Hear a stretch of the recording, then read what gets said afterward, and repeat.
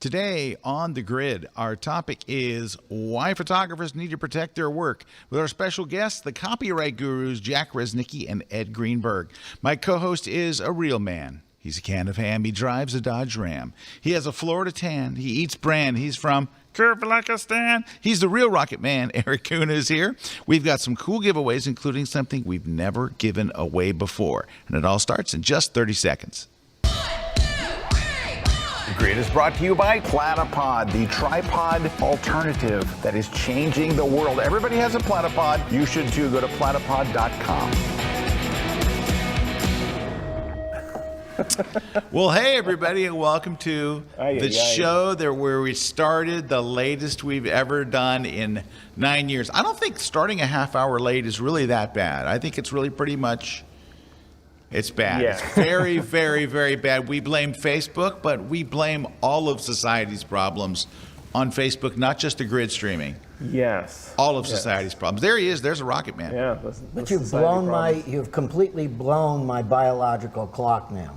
Yes. You're probably wondering where that voice is coming from. All right. We've got two of the leading experts on protecting your work and copyright and model releases and all that stuff. They've actually even written a book about it, which I have in my office, by the way, and refer to it never, because I've been very lucky not to have. Nobody wants to steal my crap. Nobody wants to steal it. Nobody cares. They're like, it's Scott stuff. I don't want that garbage. It sounds like a married guy. But we have Ed Greenberg, who is a attorney based in New York City, but sometimes also based in Florida. But he's on the move. He has to stay on the move.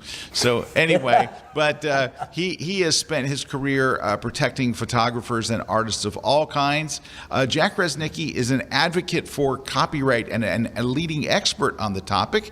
Also a professional photographer by trade, but he has spent a ton of his career helping other photographers protect their work. So they are our guests today, and we're going to be talking about model releases, copyright, and why. The big topic of why do you need to protect your work? Because a lot of people will go, I don't know, I'm not going to really sell anything. I don't know if I want to do anything. And all. So we do want to address those. Before we get to all that, we just have a couple of real quick housekeeping things.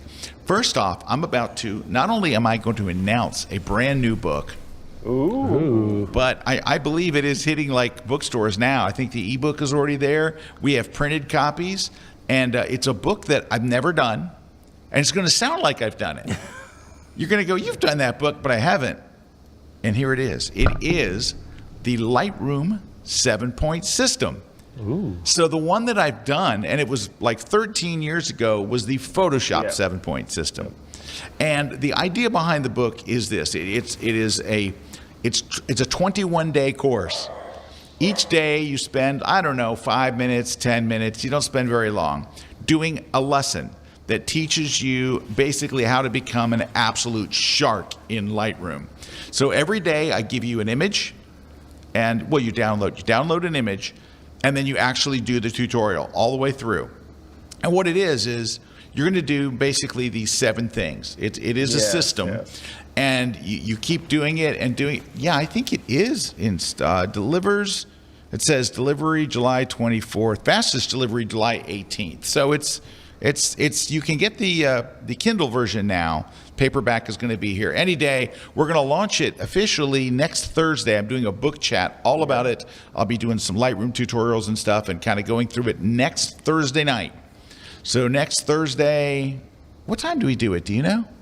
Oh, I don't know. It's next Thursday. But we'll figure it out. It's not this Thursday. Yeah. It's not tomorrow. It's a week from tomorrow, the 22nd. I think we usually do it like 7 o'clock. It's not very late. And I think what's cool about that, and that's that system you came up with it's that proven things that you do to every photo, right? Yeah. So, and we all have that as photographers, these things that we do to every photo, especially because we shoot in RAW and we need to process them. And that's where the 7-point system takes you through all the things that you're just going to kind of become muscle memory, that I'm going to do these things over and over. That's right. My image is great. And that's what happens. And you know what happens when you're doing 21 chapters and you're only doing like 5 or 10 minutes a day. Yes. But the key is repetition. It really is. And by like day 10, you're going to go, wait a minute, I know what to do next. I know what's coming. Yes. That's it. That's what we want you to do. We want you to get to that point where you're like, oh my gosh, I know what to do next. I know where to start. I know what to do next, and I know where to finish. So that's what this is about. We got our printed copies just arrived, but we're going to give away one today on the show. So that's one of our giveaways. It's something we've never given away before. So that's coming up. We're also giving away a copy of my other book, which is now old and raggy. Don't even buy it. It's stupid. No, it's an awesome book. It's awesome. I love that book. This book has done phenomenally well. Way better. Like, I tried to convince my publisher to do this book, and they were like, I don't know how iPhone books do. This thing has exploded. So it's called the iPhone Photography Book, and it's for iPhone photographers or somebody that you know. We're also giving away a Platypod Ultra. Lots of stuff to give away, but we're gonna roll on with our show. And before we get started, did have Christina chime in and say that 7 p.m. is the book check. 7 p.m. Yeah, I thought that's about right. Thank you, Christina. So about 7 p.m. next Thursday, and you'll keep an eye. If you see my social stuff, I'll have lots of stuff leading you to it. The book chats they're kind of fun. We do giveaways. We have all kinds of giveaways that we do, and we just talk about the book, like, so what is this book really about? And I actually show you. I actually do things directly from the book. And so there's tips and there's tricks and there's fun and there's giveaways and there's love and there's wine. And it's just great. All right. Yeah, speaking of, chats, we have a great topic today. Do we? It's one of those things that, kind of confuses photographers a lot, with this copyright model release. And I think this is one of those episodes where you will definitely get your money's worth out of this episode. Yes, I know you will. It's free, but you're going to definitely get your money's worth out of this one. Right. Now, I do want to say this. Jack and Ed are here at our studios in Florida because they are updating all of their copyright classes. Now, they've been teaching with us for many years, and they are beloved by the Kelby One community. However, what we don't beloved is when the government changes the rules. So it was really necessary for them to come and bring us up to date on the changes, and there have been many.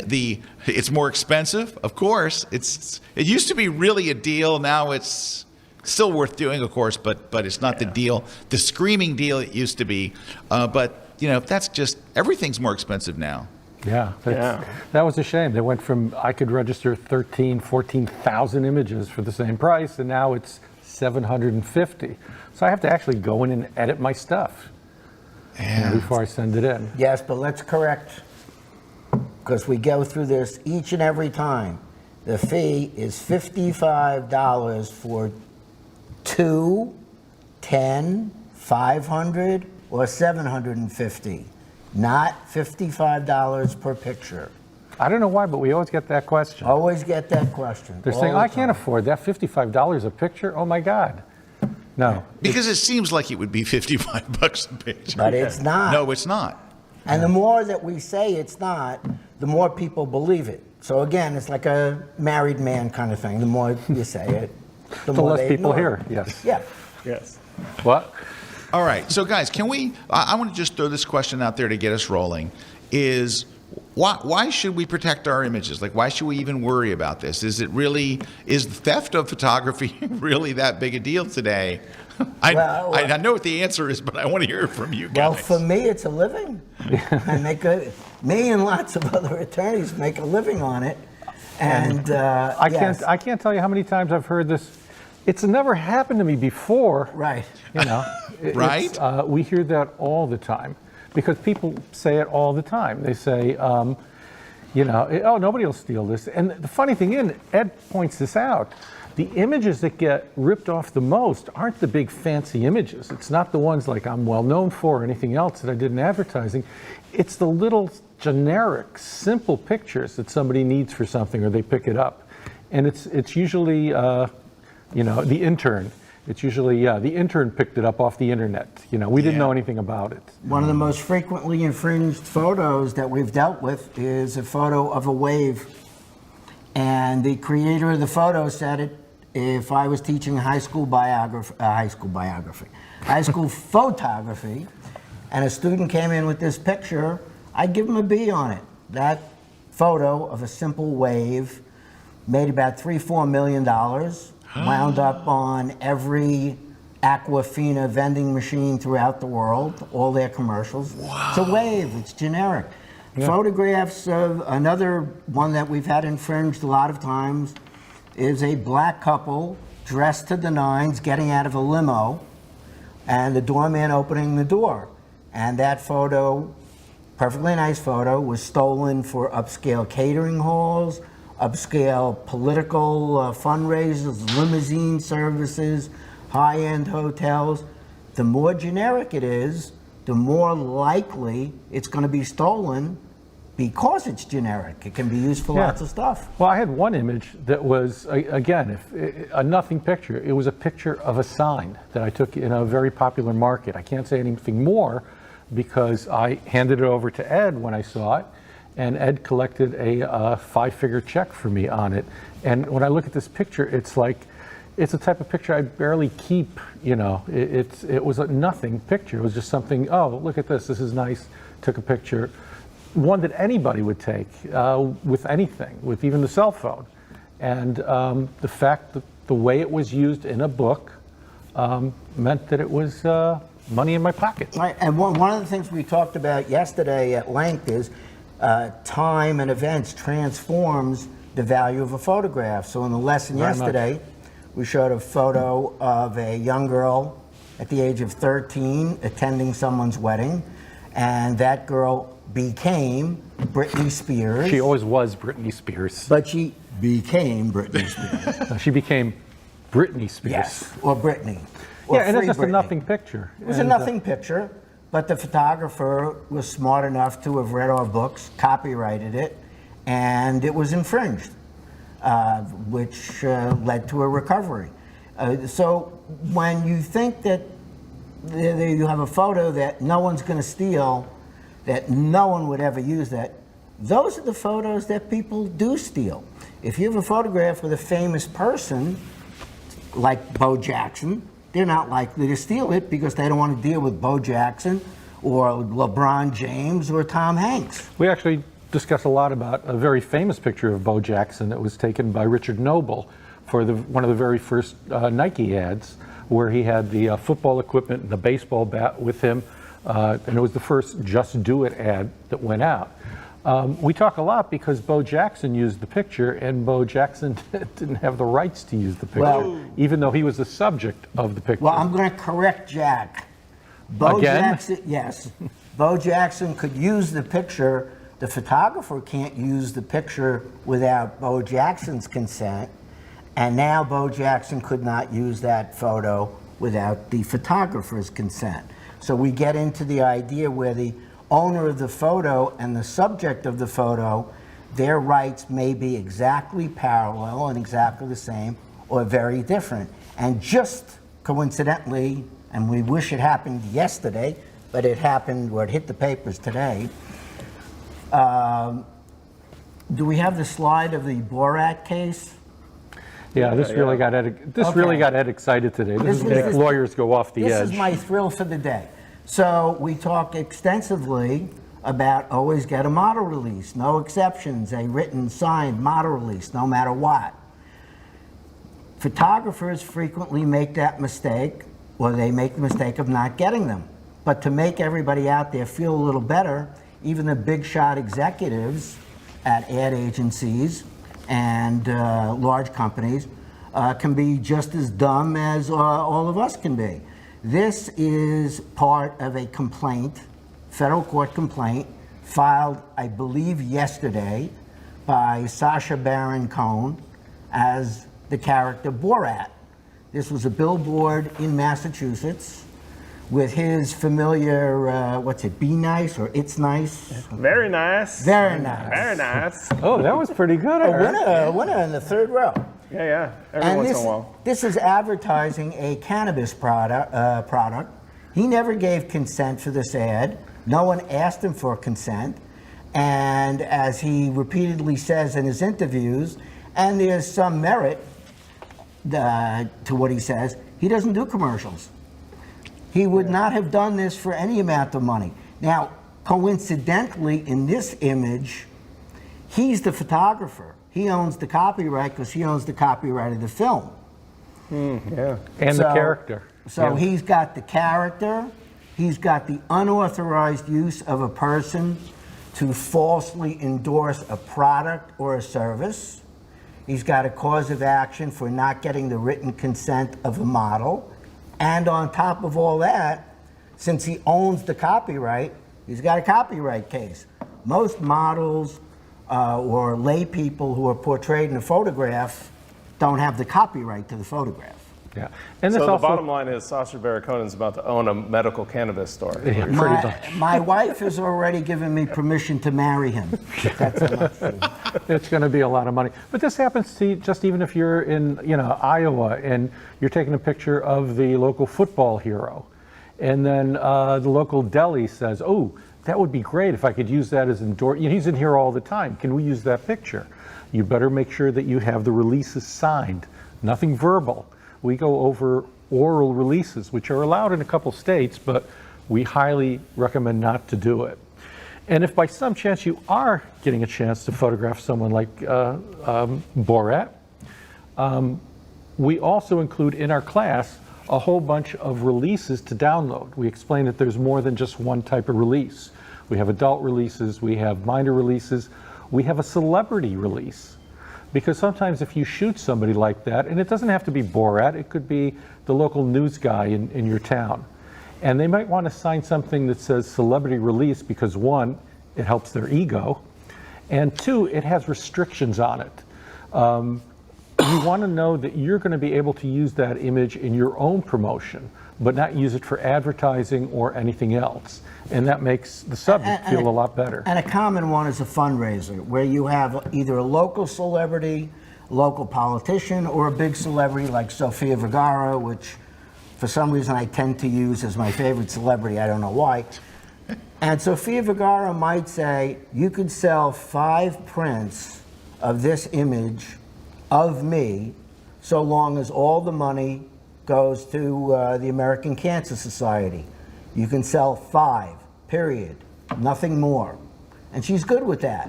If she would see that in an ad for Sony TV, her lawyers would go into overtime. The other thing we mentioned about athletes, one of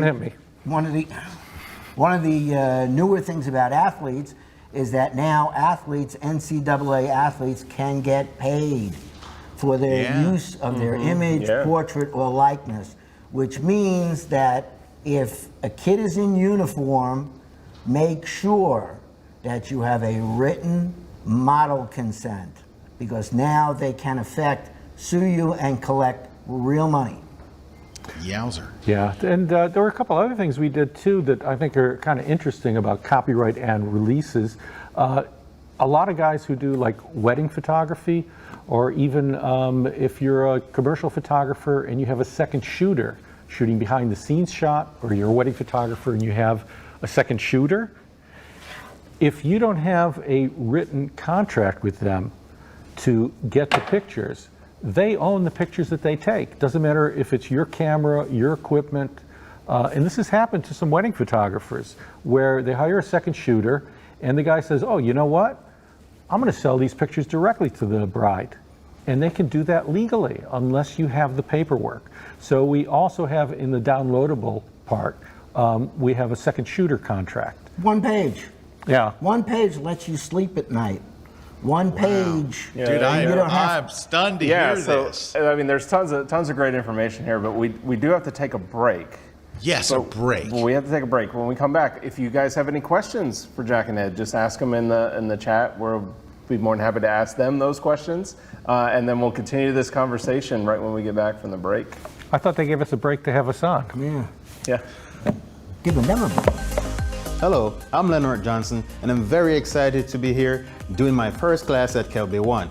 Now I'm going to teach you how to take your images from start to finish with lights, beauty dishes, V-flats, tethered to a computer with Capture One, Capture Pilot, so my makeup artist can follow through. So creating beauty portraits, fashion images, I enjoy doing beauty photography because I like being around people. I think I'm different from other photographers because of the way I shoot. I work with a mood board and I follow that mood board from start to finish to create whatever look I'm going for. And I'm working closely with my team. So creating a team is the way to go if you want to elevate those images. And that's the way I do it to separate me from the crowd. So in this class, I'm going to take you through how to create impactful images from start to finish. So come join me in my latest class at kelby1.com.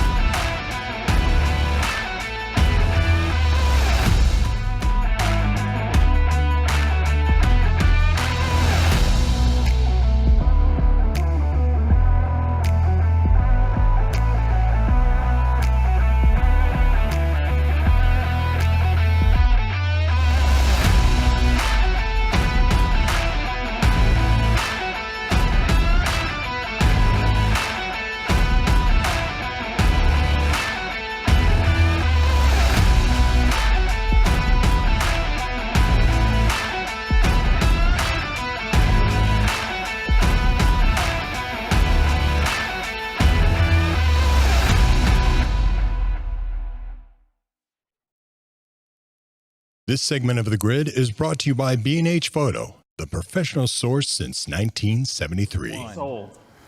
Hey, we are back. Scott and Eric are here with our very special guests, Jack and Ed, and we are talking about copyright and model release. We want to hear from you, so if you have questions that you would like us to pose to Jack and Ed, let's do it. Yeah, Hey, I mean, we had a comment here from Stuart, and Stuart saying one of my Disney World pictures showed up on a Russian travel agency site. Oh, boy. Okay. Well, first question is, that's a tough one. is it registered? Yep. Okay, That'd be the question first is, you cannot go to court, you cannot do anything unless you have a copyright registration obtained from the United States government, no substitutions, that's the only place you can go to. You need a registration of that shot, and then an attorney who knows what he or she is doing, so you got a 10% chance there, Exactly. has to see if there are copyrightable elements in there. So in other words, if it's simply a photograph of a guy in a Mickey Mouse costume, you may not have a copyright case because Disney owns all those marks. And they're aggressive. They're very aggressive. If it's a photograph of 2 or 3 kids, you know, sucking on the same ice cream bar, and it has, quote, nothing to do with Disney, they just happen to be in Disney, well, that's a copyrightable photo. And if that has been appropriated, or as I like to say in legalese, stolen, the only way to bring a case is to have that image registered. The sooner the better, right away. Yeah. There's 3 mistakes that people make when they get infringed, and it happens all the time. The first thing is they go on social media, which is a horrible idea for a bunch of reasons. One, from what we've seen, over 90% of the comments are usually wrong and bad information. The other part about going on social media is it's what Ed calls discoverable. Even if you take down the information, that post that you put up there can be found by the other side and can work against you on things that you say. Yeah. And that happens all the time. The second thing people say is write a letter to the people who infringed. That doesn't work. That usually just gets ignored. And then I think the worst thing they tell people to do is send an invoice. Send an invoice for $500, $1,000, $5,000, do it 2 times, 3 times, 10 times what you charge. You send that invoice in, it's going to be ignored. Who would pay an invoice like that it's- came out of the blue? I've only been saying this for 42 years. It's the dumbest thing that you can possibly do. If you see your image infringed in Home Depot on Main Street in Plainview, New York, the odds are it's infringed in 1,000 or 1,500 Home Depots, maybe Ace Hardware, maybe Lowe's. Maybe But- they did a mailer on it. Right. Maybe it was included in a completely different thing that you didn't see. So you don't know the full nature and extent of who's infringed, how it was infringed, and the law gives you the right to get, I'm going to use again a very technical legal term, lots of money if people have intentionally stolen your photograph without trying to get a license or a permission to use it. And what's going to happen, I'm going to interrupt, what's going to happen with that invoice that you sent in for, say, $1,000, because you thought that was going to be a lot of money on this, you go to somebody like Ed and he says, oh, this is going to be worth, this could be worth 50,000, 67, whatever he thinks through his experience, and a lot of experiences, and the judges that you've been in front of know that you know this stuff. So he'll say, oh, this looks like we could probably do something, this is in the area of $60,000. Problem is, you sent the client an invoice for $1,000. Now you're in front of the judge, and the other side brings in the invoice for $1,000, and they look at Ed and go, what's this? You're suing for $60,000, but I got an invoice here where your client would be happy with $1,000 for this. Actually, the judges are a little bit more articulate. They say, if they don't know me, Greenberg, what are you being a pig here? That's Yeah. the legalese. That's the legalese? So, yeah, that's the legalese. What are you being a pig? Your guy would have taken 1,000, and that's the same kind of reasoning that if, as a photographer, I get ripped off by you, and I send an email to Scott, and I say, Jack ripped me off, and he used his image on an ad for XYZ computers. I would have taken $5,000 if anybody had asked me. Now, if there's a court case, that letter is going to hold up. Scott cannot withhold that letter from a subpoena, and the attorney is going to say, isn't it true that you would have taken $5,000? So the only references or communications that are privileged are between your spouse, you and your spiritual advisor, rabbi, priest, minister, imam, your shrink, your doctor. That's it. Your best friend may have kept all of your secrets for the last 60 years, but if he gets served with a one-paragraph subpoena, he's going to spill his guts. And it's a fear the photographers have. They say, oh, I don't want to go to a lawyer. I don't want to make a big deal about it. Over 99% of these things are handled by lawyers. They don't go to court. They don't go in front of a jury. They don't go in front of a judge. It's handled outside of court. And it's not a difficult process. And many lawyers aren't going to charge you just to hear if you have enough for a case. You know, what is this about? So it's a huge, huge fear. In fact, we knew somebody who's a war photographer. He said before he started dealing with lawyers, the thought of going to a lawyer, he said, I'd rather be in a foxhole with bullets going overhead than going to talk to a lawyer. Until he got his first check. Until he got his first check. He said, All right. well, I have a question for you. Photographers, like you said, when someone posts on social media, you get all kinds of comments and they're usually wrong. Where do, by and large, photographers learn about copyright? Okay. oh, easy, Kelby one. No. Besides, I'm not talking about you guys. So take people that are out of the know. Right. Where does your average photographer learn about legal matters for copyright, model releases? and all that? I have never seen a certificate to be an internet expert on anything. So Kim Kardashian is about as much of an expert on photo law as any other photographer. So you should not rely on the internet. You can go to the internet and go to the copyright law, and it's United States Code 17, or you could just Google the copyright law or the copyright Act. Or actually, And first read it yourself, because it's not that complicated, and then go to a website of someone who has written on the topic, who is, drum roll please, a lawyer. You wouldn't get medical advice from someone who's not a lawyer. You wouldn't take medical advice from a photographer.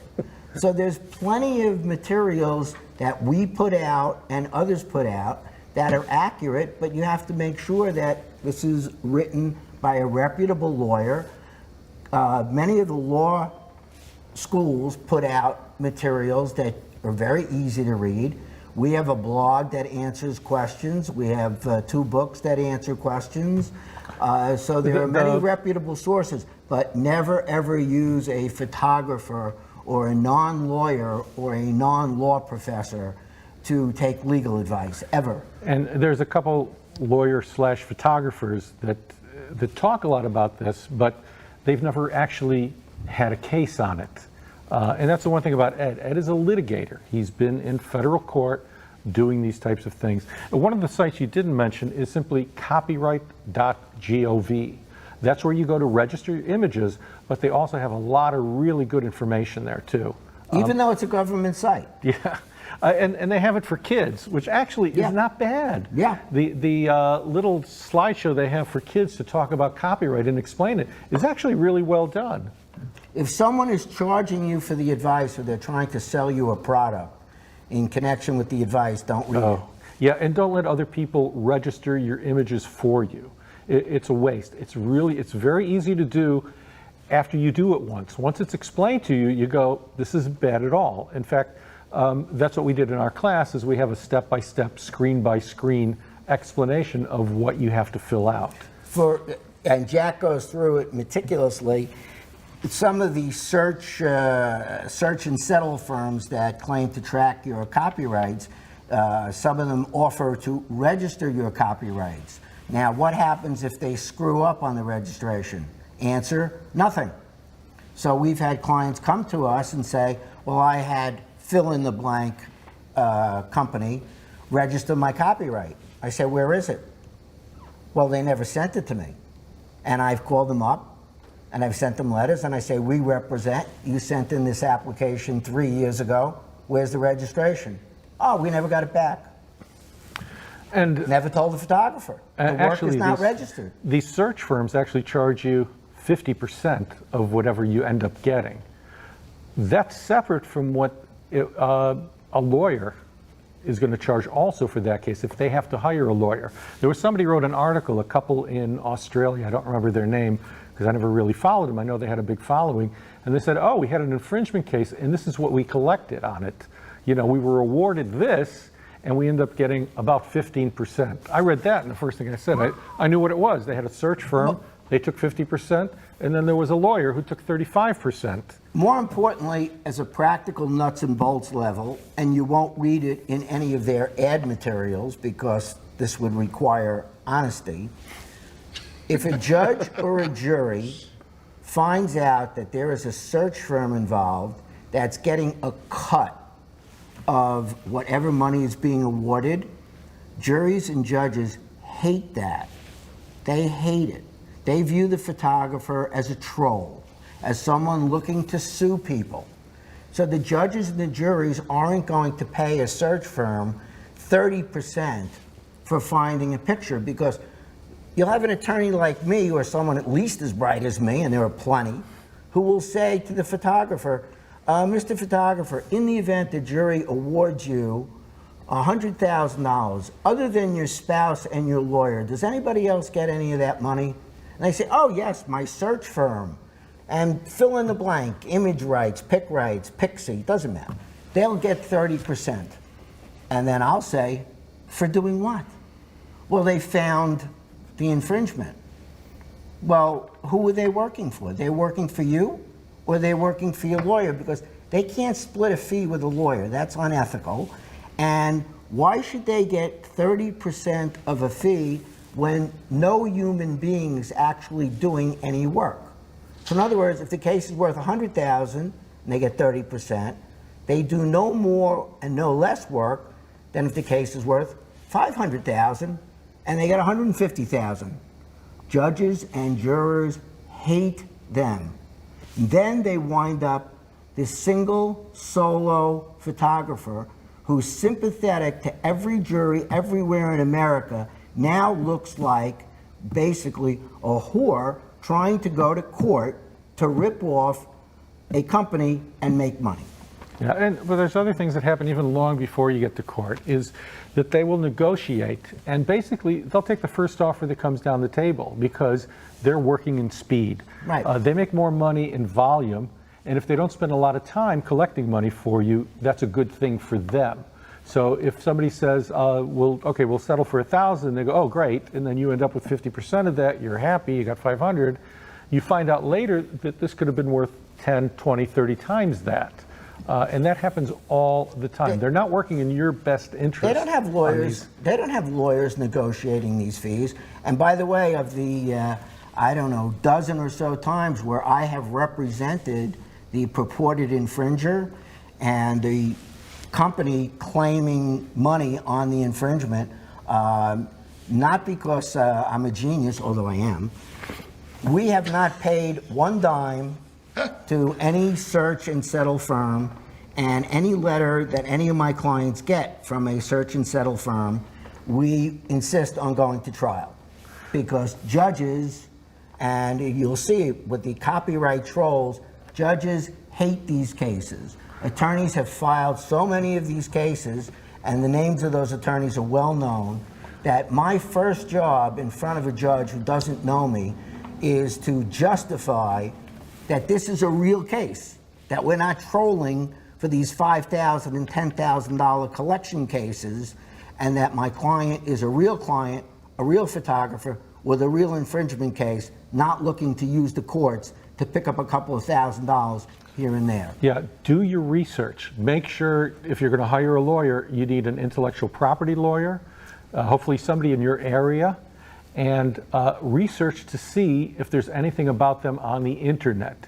There's about 2 lawyers that I know of out there who are poisoned. One of them's already had his license removed in New York and several other places. He's had suspended in New York, and he's been disbarred in one jurisdiction in California, one jurisdiction in North Carolina, and just be wary. He's been Get recommendations. Talk to friends who maybe have hired lawyers. But definitely do research if you're going to do something like that, like you would with anything. Would you go to a brain surgeon by somebody who put out a shingle? No, Yeah. you're gonna want to find out. Did this guy do this before? Is he any good? Or it's just, he's my cousin Joe's neighbor son who just graduated from law school. That's not who you want. the tease is that these firms say, you don't have to pay us any money up front, we'll take care of all the expenses. Well, the fact is, when the expenses need to be paid, they don't pay them. They don't want to pay them. They settle the case. That's number one. Number two, when I am contacted by somebody and other attorneys who do what I do, and we're contacted by Sally Smith from one of these companies, and it says claims specialist, the first letter we write back is, where's the copyright registration? Because we are going to have this case in court, we are paying you $0. So your photographer lives in Dallas, your company is in LA, you have to sue in Florida, so we will defend this case in Florida, and make sure to tell your client that she's in for a couple of trips down to Florida, and this is the one that really bothers them, they have to hire a lawyer. Well, this is definitely one of those topics where I think a lot of people are interested. We got a lot of questions coming. Oh, good. What a shock in there. But we have to take a break. Yes, a break. And we have to take a break. These segments go so quick when we're talking about this stuff, right? And Eric, you're the adult in the room, so thank you for saying So, it's break time. We And do need to take a remember- break because we've got a couple things. We got Photoshop World coming up. So We do. We yeah. have Photoshop So, World is back. Let's check out. We've got a little spot for Photoshop World, and then sweet. when we get back, we have tons of questions for Jack and Ed. I'm hoping we'll get through them, but we'll see. So just stop asking questions because we have so many. Well, the problem is Ed gets paid by the hour, so long answers. Yeah, why don't you just let them start asking questions? He's Fire on a away. break. He's on We a break. will right after the break. Right after the break. Don't go away. We'll be right back here on the grid. Have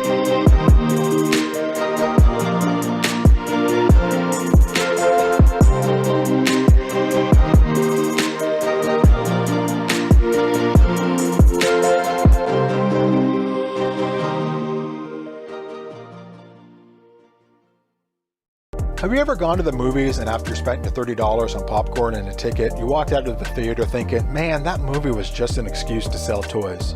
But I have started to think that maybe I can look at those toys a different way. And I am a storyteller at heart. And the stories I want to tell are based on those cinematic universes that I love so much. So maybe I could use those toys to tell the stories that I want to tell. The only limit is my imagination. The best part is, you could do the same thing. So join me for my class on unlocking storytelling with toy photography, only on Kelby One.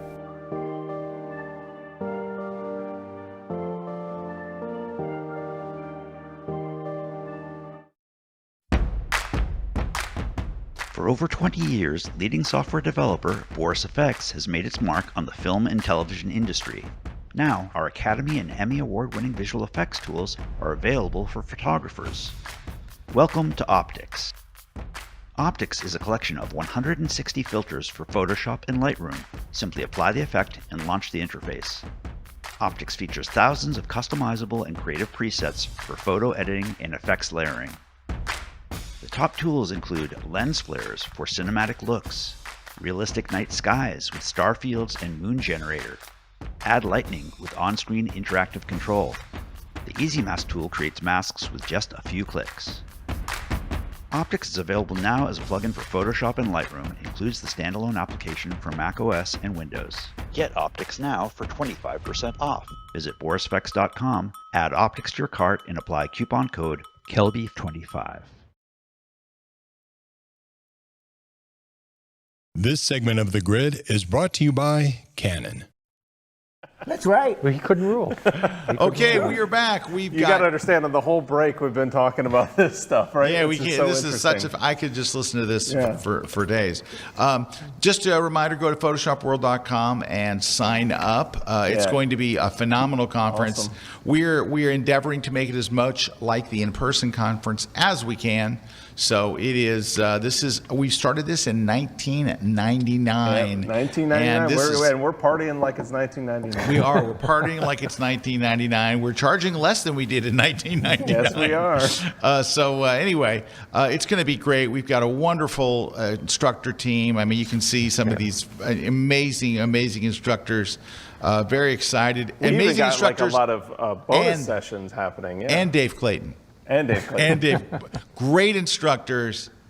And Dave Clayton, too. And all the bonus sessions, after hours events that you would have at Photoshop World, we're going to have all that stuff. Parties, Yep. all Midnight that. Madness. So it's going to be. By the way, just so you know, we don't ever do Midnight Madness at midnight. Yeah. We used to.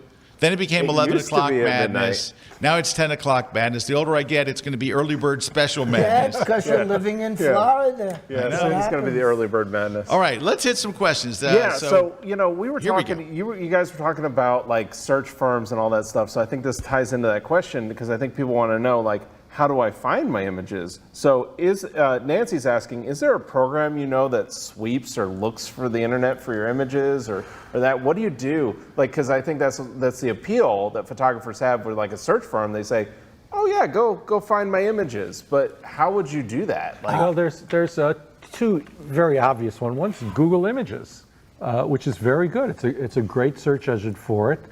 There's another one called TinEye, TINEYE.com, and that's also free, and that's pretty good. But honestly, there's a lot of stuff that doesn't show up on the internet. That's the one thing people don't understand. They think, oh, it's so easy to steal on the internet, but then it shows up on a T-shirt, it shows up in a store. Here's my. I'm glad you asked that question, although I hate when politicians say that. The biggest copyright cases I have had by far, don't show up on the web. Could be a billboard, like that Borat billboard. You can leave the Las Vegas airport and see billboards of which performers are performing at which hotels. That's not going to appear on the web anywhere. I've had cases with, and we showed it yesterday, signed souvenirs of Bo Jackson. You will not find that on the internet. Coffee cups. Many companies don't advertise on the web anymore because they're knowingly infringing, they know they won't get caught. One of our cases had to do with a set on a Broadway show. Doesn't show up on the internet. Oh, that was a big one. That was a big one. None of these companies search anywhere other than the net. So theoretically, if someone cranks out 10 million coffee mugs and sells them at Walmart, none of these search firms will find them.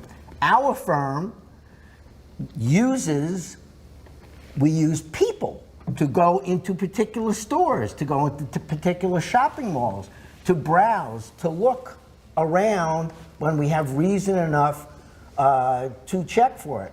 The model agencies that we represent, some of the larger photo studios and some of the smaller photo studios, we have them hire interns from the School of Visual Arts or just pay somebody, and they come in once a week and they do a search. Or model agencies, a college student comes in twice a week and he searches, 50, 60 models, top models on the web to see if there's use on the web. Just not with a generic tool. Right. Now, on top of that, since this particular agency that I'm referring to does a lot of high fashion, they also have people physically flipping through Vogue, Harper's Bazaar, whatever the magazine. Once a month, you flip through the magazines. I had one of my best ones. Was my niece called me and said, "Oh, I think I saw one of your pictures in People magazine." I said, "Oh, it's probably something that looked like something I shot." And she sent it to me, and it was, "Oh my God, that's my shot in this ad." So it's in other words, we don't have a clear answer. Yeah, but I think the last way that you said there with a lot of that stuff, that's usually how it happens. It's usually you as a photographer showing people your work. Exactly. But then them seeing, like, I've had that happen before to me too, the same thing, where it's like somebody said, "Hey, I saw your image here." But there is, quote, an answer. So if you find one, a lawyer who knows what he or she is doing finds a few more and then sends a formal lawyer's letter. Right. And I'm not going to get into the legal weeds, but it says, you need to disclose each and every use of this image. Yeah. Where is it gone? Every media, every company, et cetera, et cetera. And he doesn't show his hand. Right. He doesn't tell them that I know you used it here, here, and here. Now you tell me where you used it. So, and if you don't tell me, they're in much bigger trouble. So my favorite example, because it's just got a lot of theatrics to it, we sued, they're the 13th or 14th largest company in the world. And they claim that they had used these pictures on 2 sites. And the judge looks at me, looks back at the attorney and says, "You know what? I know that Mr. Greenberg and his associate, Ms. Fitzgerald, would not be here if this was only used on 2 sites." And the judge looks at me and he says, "Mr. Greenberg, am I right?" I go like this. He says, "More than 2?" So my associate Tamara had to run around town buying, for those of us of a certain age who remember, tractor feed paper. You know, the ones with the holes on the sides. Yeah. With the perfory, which is a very good Scrabble word. Very good Scrabble. 178 other uses. So Tamara says to the judge, "Your Honor, we ran this. Here's 178 other uses." So the judge says, "So, Ms. Fitzgerald, if you come up here, we can go through these," and they're on. And Tamara looks at her watch and says, "Well, they were as of a half an hour ago." He says, "Come on up." And he says to the attorney for the big multinational corporation, "Pick a number from 1 to 10. He says 5. He says, "I'm going to go to every 5th site. God help you if it's on every 5th site." And it was. All right. Well, there you go. Was that a good, concise answer? Yeah, I love that was these great. stories. No. I swear I could listen to these. So, Heather, remember There's these, more questions. There's more wait, questions. wait a minute, just remember one thing. Okay. These webs, when these I'm going to call He's so them- excited. He's so excited. Yeah, because it makes me nuts. Yeah. These web crawlers, wrong term, are automatic. So there's no human thought. So when you have attorneys or people in our office and offices like ours, we know that if this ad is being used to sell Stanley tools at Home Depot, it's likely being used at Ace Hardware. Computers don't think that way. Yeah. Computers just pick up the image and that's it. So you're saying the human element is still very important. That's right. Yeah, oh, absolutely. So Heather is asking a question here. I think this is an important one. So can someone sign a model release at any time, like a year or so after the photo was taken? Yes, it's not the preferred way to do it, but yes. Yeah. And we do go over on releases in the class. We talk about, even though you have a generic release, be very careful for certain situations. We talk about sensitive issue releases. And it could be your release and you just handwrite something in. But if you're doing a nude or a partial nude or an implied nude, you should have that written in the release. And if you're doing something that might show up pharmaceutical, or somebody showing somebody that might be depressed or have a disease or something, you have to have that information in the release. A generic release will not necessarily work for everything, but if you're just using it for your own use and on the web and everything else, the generic release is fine. We have the forms for each. That's good information. Everybody who's listening to us, I'm sure, has watched Law and Order. An adult That's with required. the legal authority to sign a contract on behalf of their child could not give the authority to have their 9-year-old child portrayed as a rape victim. So what the TV producers have to do is they have to get a judge to sign off. The judge talks to the 9-year-old actress and sees how mature the 9-year-old actress is and whether she realizes she's playing a part, et cetera, et cetera. So there, even a release is not good enough. Right. So it's the same thing. If an adult who wants to do an X-rated movie has every right to say, I know I'm going to be portrayed, in an X-rated film, or I know I'm going to be portrayed as a serial killer. A child does not have that right, and a parent does not have that right to sign on behalf of their child to be portrayed as a victim of sex trafficking, for example. And Eric, to answer the question that was asked also, if you're going to sign something a year later or whatever later, which is perfectly fine, make sure you put the date of the shoot in. And if there's any confusion because you've shot them several times, attach maybe a little image, a little tiny print of what image you're talking about, what session you're talking about. So somebody can't say, oh, I signed that release, but that wasn't for this session. Right. So you need the date, and it would be even more helpful to have a copy of the image on the release. And one other thing about date that Jack mentioned, thanks to email, nobody dates anything anymore. Not that they want to date lawyers or anything, but because people send so many emails and it's predated, Yeah. I get letters from lawyers that don't have dates on them. Oh, Jack I sent me have nuts. invoices, delivery memos, contracts, no dates, just signatures, because so many people are so used to having the email or an equivalent auto date the document. Like just an auto timestamp. Well, a contract or an agreement without a date leads at least 2 attorneys to spending a lot of time and billing a lot of money to find out who was where, when, what, when it's easily avoided by just putting a date on it. In 2nd grade, you had to date everything, right? How about another question? Yeah, we got tons of them here. So Hey, here but we go. honestly, that was great information because Eric absolutely. does a lot of X-rated nude Yes. stuff. Yes. I know, He's I the have model, but he Yeah, does and they've a never lot. had me sign that, so And I'm they going back to never, them. so that's you're Yeah. gonna want to start signing that for yourself. Yeah. You know, the other mistake people make on signatures is they say, oh, that's my wife or my husband or my kid or whatever. I don't need a signature from them. Guess again. As Ed likes to say, what's one of the most contentious things that he sees in his career? Divorce cases.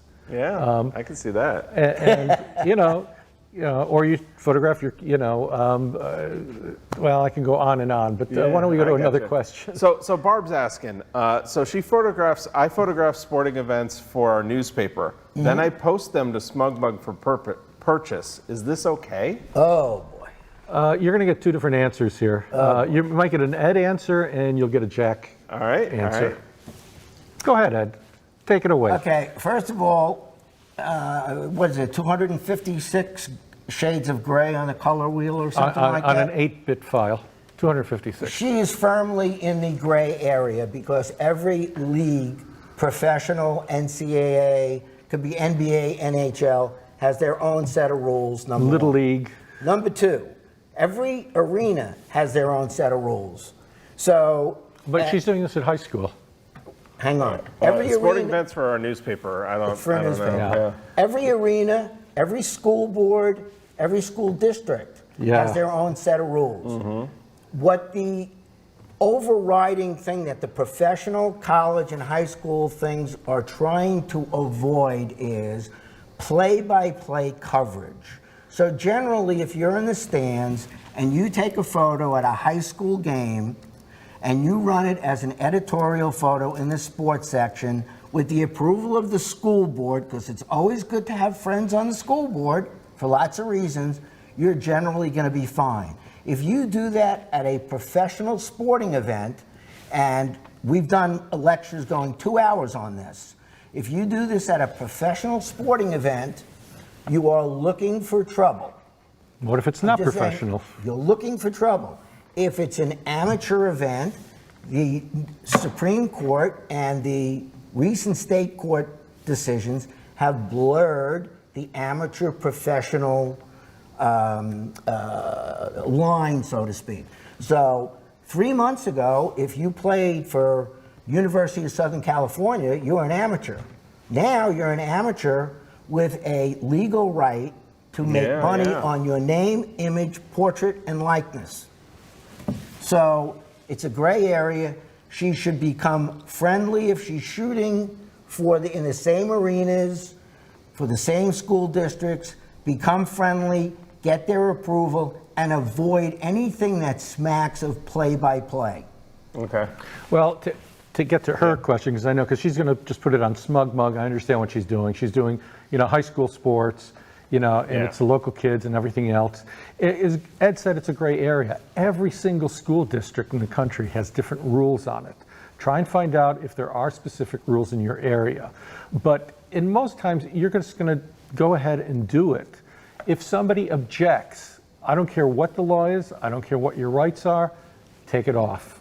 Don't get into an argument with anybody about it. It's the type of thing I would...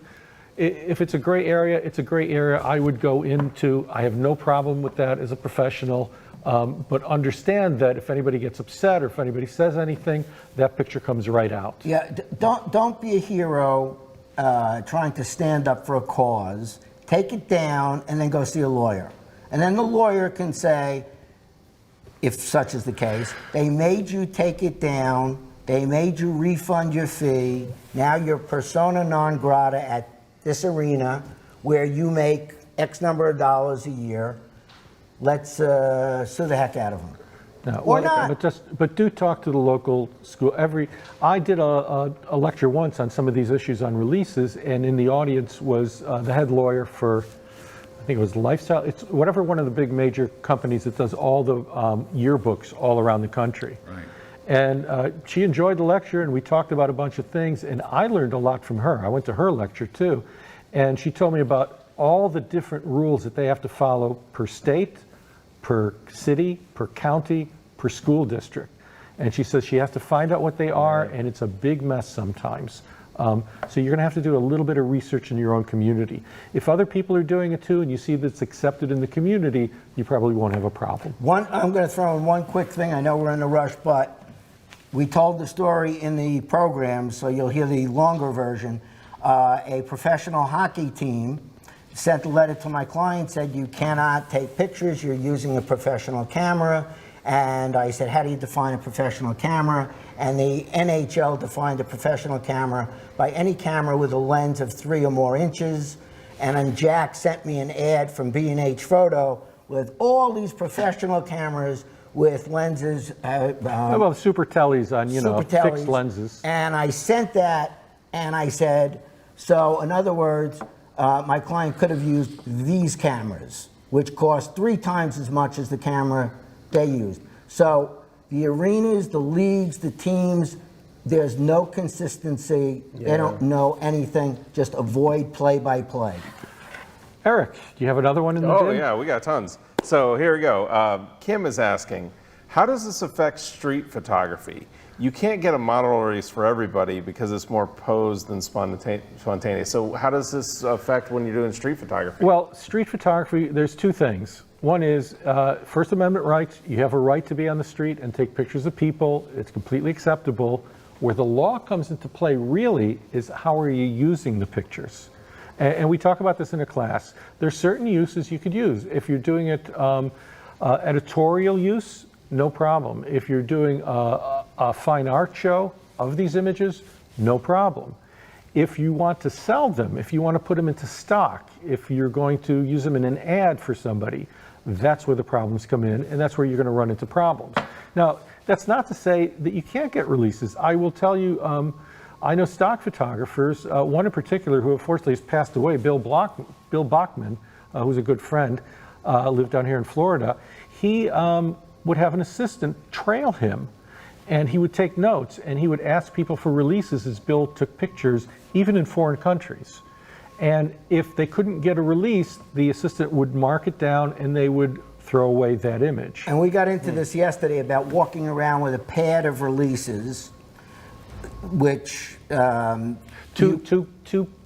Two-page, non-carbon required, because you want them to sign one, and well, actually, you want to keep the original, and you want to give them the copy. But the tip is, if you can do this, and you're a street photographer, and you have a young child who can walk over to the subject with the release, and then the adult says, oh, who are you? Oh, that's my daddy. Oh, you work for your daddy? Yeah, can you sign this? Do you think they ever read it? No, they think it's adorable that this little, and they sign it, and then the little girl gives the copy of the release, and the person whose picture has been taken feels flattered. And make sure that, the reason we say a pad is you want to have a couple releases on there already signed. Nobody wants to be the first one. So you sign one yourself, you get a friend to sign one, so that when you're handing it to them, they can see other people have already did this. And if you're going to use the little kid thing, make sure it's a cute kid, not like somebody who's escaped from our gang. Yes. So let me ask you a question, Ed. Let's use New York City as an example. So I walk up to somebody, I've been doing street photography, and I go up and I go, hey, look, when you weren't really paying attention, I was secretly taking pictures of you. I would over never there." say that, but go ahead. But that's the reality of it. I was sneaking pictures of them. That's the reality of it is, I'm sneaking pictures of you when you're not looking, and will you sign this legal document that says I can use the pictures? Because they could have been picking their nose. They could have been. See, Ed doesn't have experience shooting in a this. bird. I do, and I will tell you, outside of New York, a lot of people will sign it, and I'm shocked. And I always was a little scared to ask people, and I find out people are thrilled for it. Yeah. Especially if you tell them you're going to send them a copy. You show them and you send them a copy. Yeah. New York, unfortunately, people are a little. In fact, there was one person.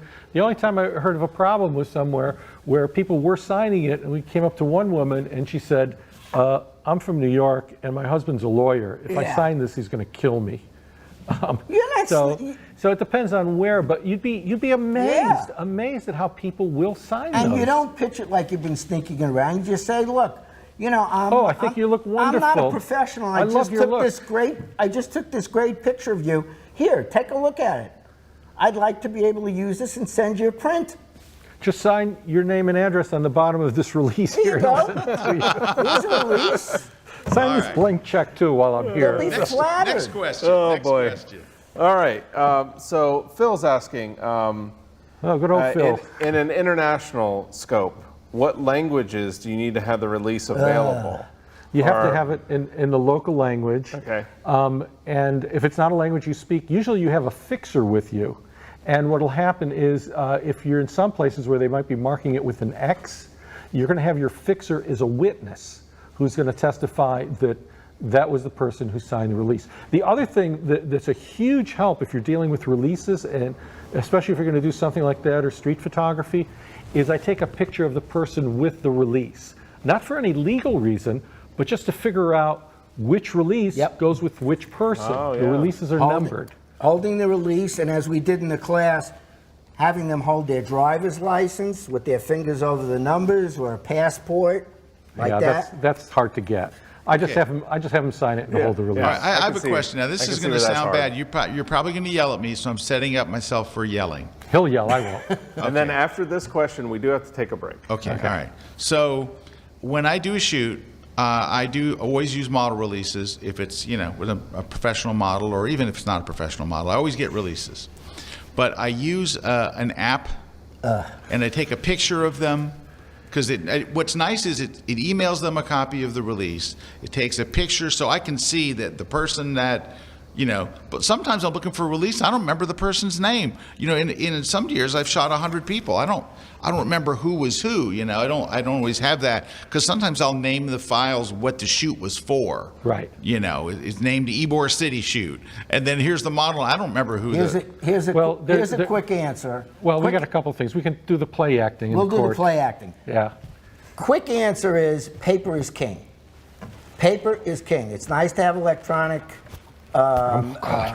copies, but paper is king because, and we'll play act this out. I'll play lawyer. I think I could pull off lawyer. Yeah, I think so. He plays photographer, and I'm representing someone who claims that she never signed the release. And I want to add something after we're done with this, too, real quick. So I say, what do you do for a living, sir? I'm a photographer. And as a photographer, are you familiar with anything that's related to software that's used in photography? Oh, yeah, these days, yes. And have you ever heard of a software called Photoshop? Oh, yes. Well, my kid did a thing, I thought it was clever. He put my head on the top of the Eiffel Tower. Could you do that with Photoshop? Oh, easily. So you could move things all around on the page, on a digital page, all around and make a collage. Yeah. Could you move a comma from one line to another? Uh-oh. Okay? So you talk about digital releases, which can be altered easily to actually forge a signature, and everybody should use blue gel ink pens because they cannot be photoshopped out and they're very hard to forge.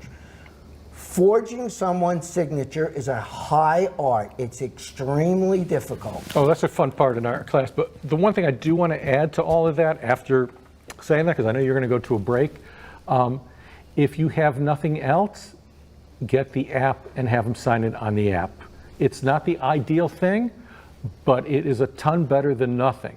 So I would have no qualms about having an app on me because I never know when I'm going to get the shot. But Ed's not happy with that, but I'd say make sure you get it. You don't know what the app says.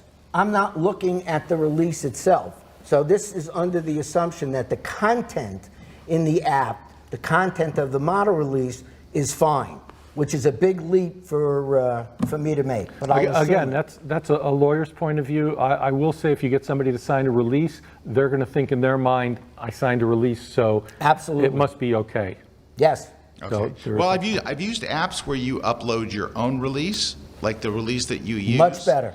And then I've had ones that it has a pre-made release in it as well. Just use ours.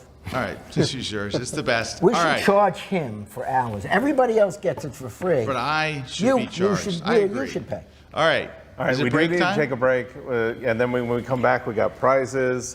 We've got a few more questions. We got to get it. We This won't- is so good. This is We'll, stuff we'll is definitely gold. get. We've got 3 more questions right here that I've got right here that will take us through the end of it. Okay. All right. Let's take a short break, and then we'll come back. We'll get to those questions. We'll give some stuff away, etc. Blah blah. Coming up right after the break. Don't go away.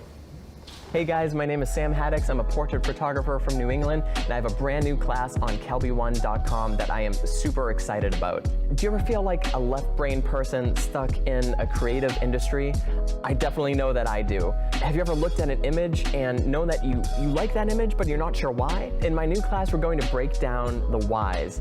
We're going to figure out why you like a particular image, and we're going to find ways to incorporate what you do like into making brand new images of your own. So if you want to unleash your own creativity, see me play guitar, and show off my tattoos, well, join me in my new class exclusively on Kelby1.com.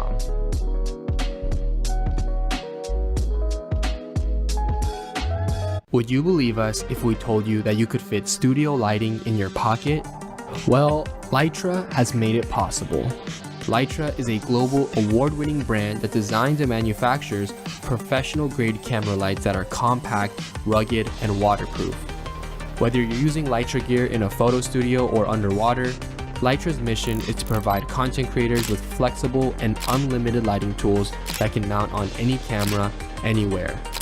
Their lights come with a high CRI or color rendering index, making them some of the most color accurate lights in the industry. Due to the light's compact and rugged design, photographers are able to use the lights in ways that their studio lighting never could. Lytra has also made multiple lighting accessories available to fit your every need as a creator. Whether you're shooting portraits, nailing a product shot, or even flying your drone, they have got you covered. Lytra enables photographers and filmmakers to focus on their craft and create something beautiful. What will you create? This segment of The Grid is brought to you by Platypod, the world's most compact tripod base. Make sure you don't miss any episodes of The Grid by subscribing to Apple's podcast app or iTunes. It's free, and we even have a special audio-only version too. So sign up today. Okay, we're back. Scott and Eric are here, and we've got Jack and Ed with us. We're talking about copyright. We have 3 last questions, but before we go, I actually have an interesting story for Ed and Jack. Drum roll. So I get a letter from an attorney, a nasty letter, which all attorney letters are nasty. They're always very terrifying sounding. Yep. And the attorney says, I represent this model. I don't remember her name. I represent such and such a model. She is on the cover of your book, and he attached a photo of the book and says, you have her image on this book without her consent. There's no signed model release, and she intends to seek damages. And he said the model's name, and I looked at that and I go, I've never heard of this model. Mm-hmm. She's based in New York City. I'm like, I've never heard of this model. So I emailed back and said, I know the model on the cover. I've worked with this model. She's based in Tampa Bay, not New York City. We worked together many times, and I think your customer's mistaken. And so he writes back and goes, nope. She looked at it again, and she is certain that you've taken her face and either photoshopped it into to the image or whatever. But it is she wants to pursue this. And then I remembered, in the book, the very book that they're talking about, I showed a behind-the-scenes image from the photo shoot. Mm-hmm. And there was the model she is a photographer. She's an accomplished, very good photographer. She's also a model. There was the behind-the-scenes images of her in the thing. And I sent it back to the attorney with the behind. Take a look at page 26, and you'll see the photo shoot. You'll see that is not your client. And he writes back, that's correct. It is not my client. She's relented. Sorry for the problem.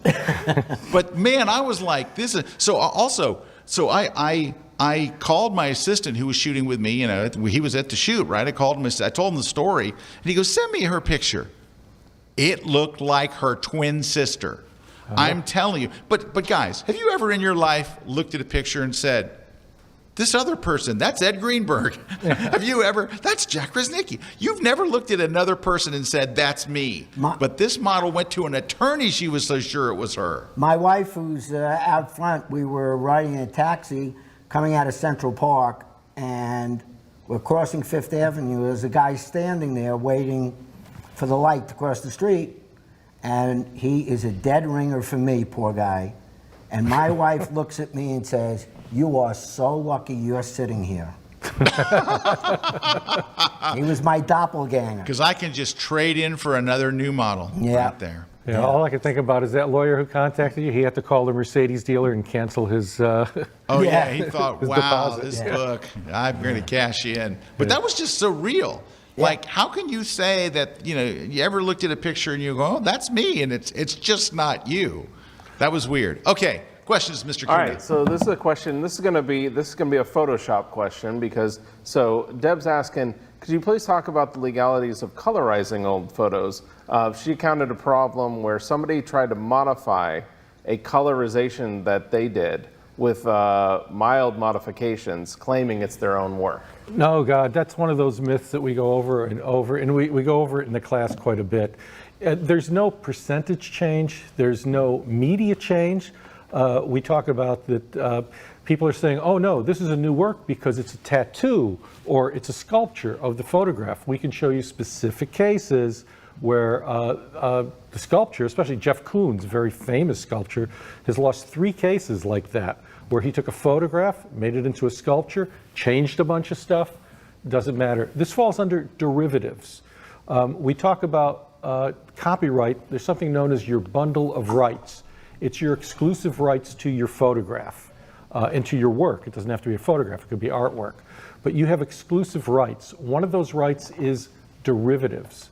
And this goes way back, even before copyright. We talk about a case of a Bible being copied in 561 AD. And the High King of Ireland ruled, and it's the only part of it that's interesting, he said, to every cow belongs its calf, to every book belongs its copy. So somebody can't take your work, and there was just a very big case with Lynn Goldsmith that we also talk about, where the courts finally clarified it quite a bit, because there was a very confusing case that was misinterpreted even by lawyers with Patrick Carriou, who sued Richard Prince over pictures of Rastafarians. And it was a very confusing rulings. In fact, the Lynn Goldsmith case that the Andy Warhol Foundation sued her on, which was kind of funny, they sued the photographer preemptively, trying to say fair use. The court was very specific, even referred to the other case to saying this really clarified it. It's a copy of her work, even though it's done in the Andy Warhol style and completely changed as far as the colors and the tones. It's a direct copy, and it's not allowed. It's not a fair use. I have a simple answer to any illustrator or photographer who asks me about using another work as an example of something, and my answer is don't.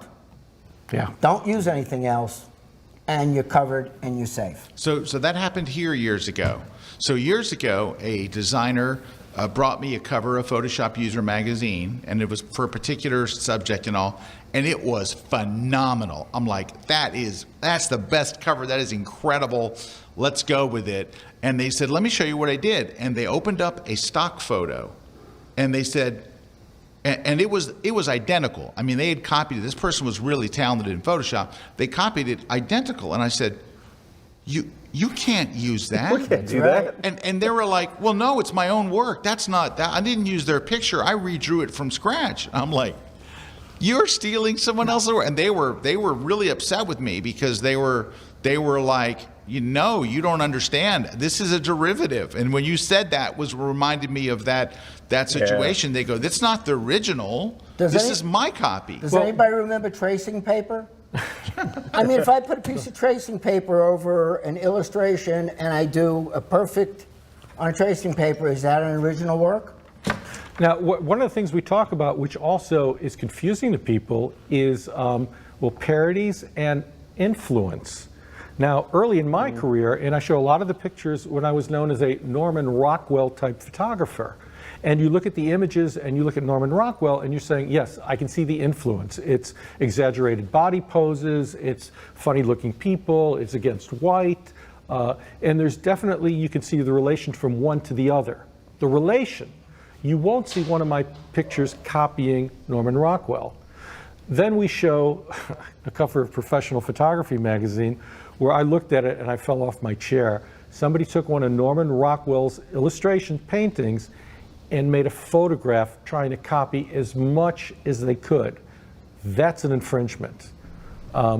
And you just have to understand the subtleties of these types of things. Yeah. But you could be influenced by something and do it in the manner of or the style of, but if you try to actually copy it and make it look like the original, that's where you're going to run Well, into and a problem. like you just said too, parody. Also, there's another thing with parody, and that's how like Saturday Night Live and others get away with that. Or Al Yankovic. Yeah, and Mad Mad Magazine. Magazine. Exactly. We show some examples of Mad Magazine with, again, a Norman Rockwell picture that they updated for a contemporary reason and comment, and it is wonderful and it's completely acceptable. I would suggest to that person that in a rare moment of being extremely articulate, Jack explains derivatives in the seminar we did yesterday on copyright. The class we did. The class we did. He does it very well. Maybe Jeff Dunham was behind him operating his mouth, but he makes it one of my very clear. favorites. All right, next question. Yeah, so here's one from Stuart again. Stuart's asking, where do most of the fringe photos come from?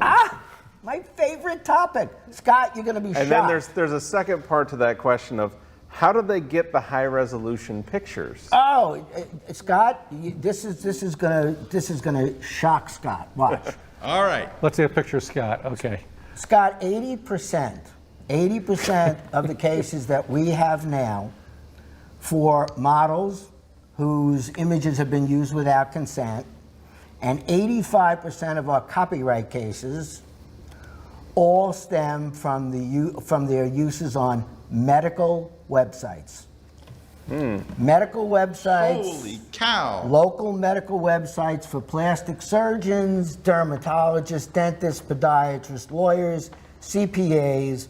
They're being designed by website developers who can be 16 years old, who know absolutely nothing about the law, nothing about the Federal Trade Commission requirements or the Food and Drug Administration requirements. And 85%, in Florida alone, in the last 18 months, we had 18 cases that were resolved to the satisfaction of the model or photographer against medical websites in Florida. And one of the answers we love on that is they always say, when they're saying, oh, you can't use it, it's an infringement. Oh, the intern did it. Yeah. So much so that we have a running joke where we said, yeah, the intern ate my homework. Because that's about what it amounts to. You can't, for example, you can get a model release from a very, very pretty 40-year-old all-American housewife, and you can get a model release, and the model release says, I know you're going to use it in Dr. Smith's dermatology website in Daytona Beach, Florida. So the doctor puts that photograph on the website and runs it. Problem is, she's not an actual patient. Doctor's going to get sued. Oh, Doctor's going to have a problem with the FTC. That's the bigger problem. Doctor may have his license suspended, and the model's consent does not save the photographer, and the model's consent does not save the doctor. Yeah. Also, you can't get away saying, well, somebody else did this. The final user is responsible. It doesn't matter that you hired someone and they made a mistake. If you're the final user, you're going to be responsible. Then it's up to you to go find the intern or the person who did it, and you could go after them. But the one we like is saying, well, I don't know how to find him. Yeah, I don't know how to find him. Well, if you can't find him, it doesn't matter. Spit it out. You just made me lose my thought. On the medical websites, when you see the big television commercials for all the medications that you don't need with all the really great side effects, like weird dreams and all that kind of stuff, all of those are done well, and they'll say model portrayal, doctor portrayal, actor portrayal. Websites done by small companies who don't know these things don't put those disclaimers on there. And if those disclaimers are not in there, like doctor portrayal or actual client before and after, those are wonderful lawsuits, and they represent 85% of all the copyright infringement cases that we do. In number, Not in size, we have bigger cases or sexier cases, but in number. Right, Those right. are the most frequent infringements. So if Scott has a picture on Photoshop User Magazine of a big dragon, fire-eating dragon eating Tokyo, Right. he has to put on that, not an actual dragon? Yeah. Okay. Not really Godzilla. Actor portrayal. So where, and that's the other part of the question was, where do these people get the high resolution images? And I know from my experience, like a lot of the stories, like they don't really get the high resolution They don't image. need 'em. They're just getting the image like off of Google Images or something Well, like that. first of all, if anybody had told me this story when it happened, I would have not believed it. But 10, 12 years ago, we had a case against they're the #1 beverage manufacturer in the world. And there was a 12-pack. And on this cardboard 12-pack that was being sold on 3 continents, there were 6 images on the cardboard. All 6 images were low-res images. They're the size of a postage stamp. Would you have believed that a company whose name you would instantaneously know would use low-res images in a massive ad campaign on 3 continents? No, that's the look they wanted. So as part of that look, they used a model who was 17 years old, and the photo was from 1966. So they used a minor in an advertisement for an alcoholic beverage without her consent. And if I go to Photoshop World, I'll learn how to upsize my images in Photoshop. Exactly, right? And make a high-res image. Well, that's what I had a product recently that I had purchased, and when I got it, like the actual box had a stock photo on it because they hadn't removed the watermark. The watermark was on it. Right, and I've had that happen before. Now, could be somebody just forgot to actually remove it. However, knowing the type of product, because it was definitely one of those knockoffs, you know. All right, just say it, Eric. It was marijuana. Yeah. Just say it. It's okay. It's legal in many places. But anyways, don't you have know, to it's one of hide those anymore. things where, you know, it's a definitely, they don't need your high-res image to make it work, you know. All right, do we catch all our questions, or do we have one left? No, we have 2 left, or 1 left. Hold on, I gotta get back to it. So, well, I have 2 left. One is this question would go quick, hopefully. You don't know Ed. Actually, This is no, a big this won't go build-up quick. for a quick question. So, Joe's asking, and I think you guys are both going to have a different answer for this one. Should you use a lawyer that charges by the hour or by contingency? There's no answer to that question because it depends on what the case is. Exactly. Certain cases don't work on a contingency. If I were to represent Scott because someone was suing Scott and trying to get money from Scott, how could I charge him a contingency? If Scott was suing Jack and trying to get money from Jack, then I could charge him on a contingency, and then I would charge Jack on an hourly. Yeah. Okay. Cool. Well, that's it. That didn't take too long.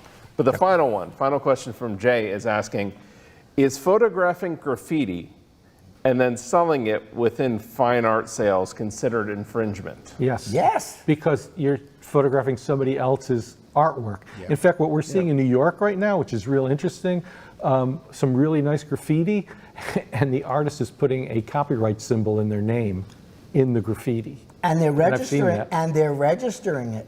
Especially since there was a huge case about 5 Points, which is a completely different thing, but a building owner tore down a building with all this graffiti on it, and they were in court already being contested, and there were certain rights we're not going to get into because it's not about copyright, but the building owner lost a lot of money. The judgment went against him. These graffiti artists made a lot of money, and the graffiti artists, at least in New York, are realizing there's an intellectual property value to their graffiti. So it's no different than if you took a picture of somebody's photograph and did the same thing. In the law, there's no difference. Graffiti, photograph, same thing. So would you take a picture of somebody's photo and do the same thing with it? Yeah, so that's like, this is the weird blurry line. I know we've talked about it a bunch. It's like when you're taking a picture of somebody else's art, is that really a photo? And then you just get to, and when you get down to wanting to sell it, I mean, you're taking a picture of somebody else's work. It's not really, you're just taking a picture of somebody else's art. Yeah, but there's no straight answer. You have to see the picture. Yeah. Did you do something to it to add a creative element? Did you do a particular lens? Was a certain lighting? If you add what we'd call a protectable element to that image, to even though it's somebody else's, to make it your own, at least you're going from a black and white area into a gray area. So if that graffiti that you were taking, for example, was in a cityscape, and that graffiti's there. And No, that's different. That's incidental. No, wait. How do you know how it got there? How do you know that the building owner is not the person who painted that graffiti or paid the local kids on the block a few $100s to paint the graffiti so that they'll leave his building alone? Yeah, and he registered it. You don't know how did it that got in the there. Bronx. They had a graffiti artist do the whole thing. Right. But there's also a famous case of Mercedes-Benz. They did a commercial and they drove the car past this building that had a very, very well-known mural on it, a graffiti mural on it. And they were sued and they lost. They said it was too prominent in it. Now, if you take a cityscape and it's sort of incidental and something else, then that's probably okay. Just like we talk about skylines. You can have a skyline of New York, perfectly fine. There's the Empire State Building, no problem. If you then put copy on it that says, you're the empire of photographers or the empire of something, you're now trading on their mark. And it's not copyright, but trademark.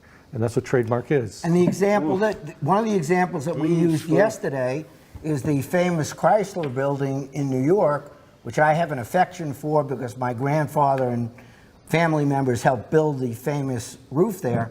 The Chrysler building has absolutely no association with the car company formerly known as Chrysler.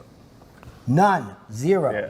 So if Dodge wanted to do a commercial with the Chrysler building in the background, the owners of the Chrysler building would sue Dodge because they're trading on the history and the Art Deco and all of the branding that has gone into the Chrysler building over 100 years to a product that has absolutely no association whatsoever with the building.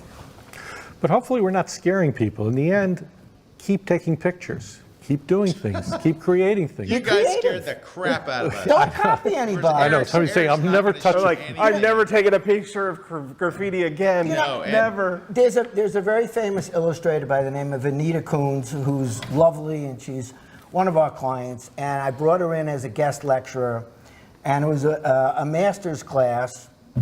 And this woman who had to be in her 40s asks Anita, says to Anita, you know, I've been taking art classes my whole life. I have my BFA or whatever. I could never able to draw lips. So I was doing this piece, and I used Sofia Vergara's lips from a photo in People magazine. And Anita, who is very sweet and very low-key, says, let me get this straight. You've been an artist since you're 5 years old. You've taken all these courses, you have a degree, you have an advanced degree, and you can't draw a pair of lips? What is wrong with this picture? You need to copy a pair of lips? You should be ashamed of yourself. Woo! Already on that, Shane. I'm glad I wasn't there that day. All right. Well, Jack and Ed, thank you guys. You have been an absolute wealth of information. I could listen to you guys all day. I don't believe it. Yeah, he needs a life. He needs a life. I don't believe it. No, this is great stuff. You know what it is? This is one of those topics you just don't hear about, and that's why nobody wants to talk about it, right? That's because you don't watch The View. That's probably right. This is absolutely right. But no, this is something that it affects every serious photographer, and it can affect them in a huge way or a minor way. It affects graphic designers. It affects web designers. It affects people at companies everywhere. But you guys are the guys out there leading the charge to educate photographers about this, to protect photographers from making their own mistakes, right? It's not just protecting their own work but not infringing on somebody else's work by thinking that changing a hand position or changing some little thing all of a sudden gets them a free use of it. You know, I can't believe I'm bringing this up because Tampa won the Super Bowl, so this really bothers me. Defense wins Super Bowl. So if you do these routine, simple forms and be defensive, you won't get into trouble. You won't be paying lawyers big money because you'll stay out of trouble. You know what the other thing is that wins Super Bowls? What? Tom Brady. Tom Brady wins Super Bowls. Do you know how much I hate Tom Brady as a Jet fan? Okay, so you got to realize, I hated Tom Brady until 1 year ago. Yeah, we both hated Tom Brady with a passion. I used to make a Tom Brady joke in my seminar that brought the house down, and now he's my hero. Oh, yeah. I can go He's drive the by best. his house. Hey, Tom, I what's love up? Tom. Yeah, Tom, I hate are to you say it. kidding me? He's the GOAT. Tom Brady He's the is GOAT. the greatest. Some I love loyalty. that He's the GOAT. I love that guy. All right, well, guys, thanks. We got to do some giveaways here. Real Yeah, quick. we do. What are we getting? We getting a player's home version? You're getting the home version. You can Do you play it. remember I want- quick I want- cooking cremettes? Everybody used to get quick cooking cremettes, the pasta. Oh, that's right. Oh, that's a wine. That's a great parting gift. It is. He's right. Eric, All get right. some cremettes. All right. Well, speaking of winners, though, we have so Bob Crow's winning the Platypod, so we're giving away the Platypod. Congratulations, Bob. We've got Peter Goris is winning your iPhone photography book, and then we have Carl Greason winning the Boris FX Optics. Did you give away my 7-point system book? No, they did not. Well, that's bad. Yeah. We're going to keep that because it's so good we want to read it. No, we have to give. We have more than this copy. Yes. Well, I don't have the... We'll give it away next week.